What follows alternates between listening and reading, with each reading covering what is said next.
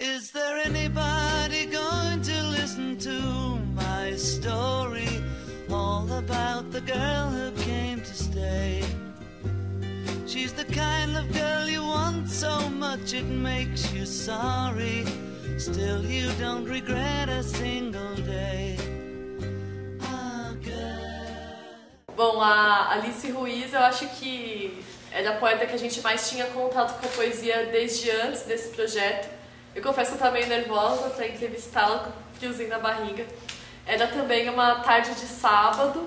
Ela mora perto ali da Igreja da Cruz Torta, em Pinheiros. Uma casa super gostosinha, tem a cara dela. Na verdade, apesar do meu nervosismo, foi uma entrevista que ocorreu muito naturalmente. Ela chegou, olha gente, se vocês relaxarem eu também relaxo. Tirou o sapato, sentou no sofá com a perninha cruzada, acendeu o cigarro dela e começou a contar as coisas pra gente. E ela... Foi um papo tão gostoso também, assim, que eu lembro que eu segurei o choro na parte da entrevista. E assim, foi excelente. Ela é uma das poetas que, além do trabalho com poesia, haikai, também tem uma veia muito forte com música, mas que para esse nosso livro a gente não abordou tanto, mas também foi uma entrevista maravilhosa, muito gostosa de fazer.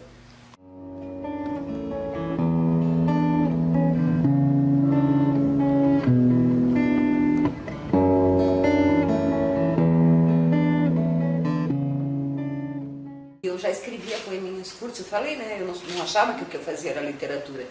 Eu escrevia poemas curtos e sobre a natureza. A primeira coisa que me motivou a escrever foi a natureza. E é o tema principal do haikai japonês. Então, ou existe outra vida, e eu já fui japonesa, e haijin, haikaísta, ou fica a categoria mistério. E atrás de casa tinha um riachinho. Não no nosso jardim, no nosso quintal, atrás mesmo. Tinha que passar, sair pela rua, dar a volta e era lá que eu me refugiava quando eu estava chateada. E lá eu escrevi muito haikai e deixei de ficar chateada muitas vezes também. A natureza sempre me alimentou muito. A Eunice é uma outra figura premiada, né, no meio de todas essas outras poetas. A gente foi na casa dela, lá em São Paulo, num apartamento, num sábado, e o interessante da história dela é que ela saiu do interior, ela morava numa fazenda, tinha uma ótima relação com o vô dela, então ela contou tudo isso pra gente e ela já tinha toda a entrevista, né? Ela tinha o cronograma da entrevista, ela tinha todas as obras separadas, ela tinha tudo preparado para falar com a gente.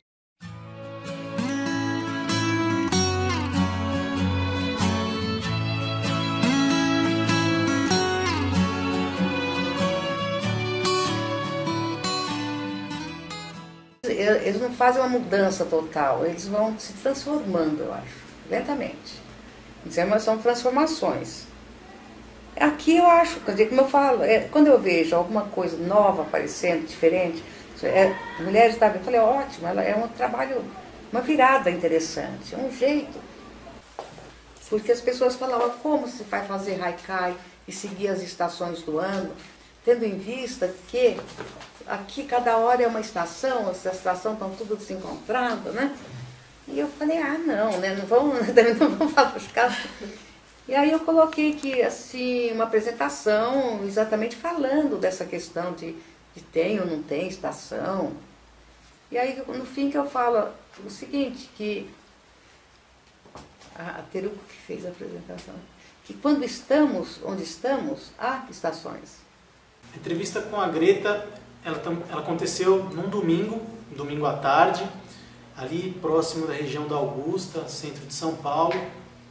Eu lembro que quando a gente chegou lá, tinha um pessoal quebrando a rua, estava um super barulho. A gente chegou até a ficar um pouco preocupado se ia atrapalhar a entrevista, mas aí depois parou, a gente teve até sorte. E eu lembro que ela, super simpática, mas ela não falava muito, ela respondia umas respostas assim curtas, então a gente teve que mandar super bem nas perguntas para conseguir tirar histórias, né? Histórias bem legais, por sinal, porque ela veio de Curitiba, tem uma relação legal com cinema, artes, né? Filmes do Fellini, inspiraram algumas coisas nas obras dela. Então foi uma entrevista bem legal e conseguimos também uma super história para contar.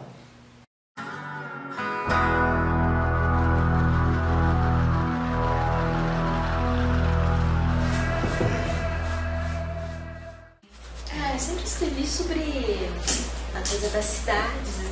Das ruas. Sempre foi um foco assim, do meu trabalho, a vida urbana. Eu sou mais influenciada por diretores de cinema e artistas plásticos do que autores. Eu gosto muito de vários autores, de vários escritores, mas eu acho que o meu trabalho como poeta, ele entra mais por exemplo, no Fellini, no Desvelo dos Espíritos. Eu tenho coisas nos poemas que vêm dali. A nossa última entrevista foi com a Micheline Verunski, uma poeta que veio lá do Nordeste, de uma cidade chamada Arco Verde. Foi nossa última entrevista no meio de semana. Foi uma entrevista muito bacana, porque a Micheline é uma pessoa leve, uma pessoa muito agradável, ela nos recebeu super bem, um cachorro, um gato, e foi uma entrevista muito bacana. Ela contou capítulos da vida dela muito bacanas, inclusive que ela casou num bar com o marido paulista dela, lá no Nordeste. Hoje ela mora aqui em São Paulo. Ela tem uma produção cultural também muito bacana e por tudo isso foi uma entrevista muito rica.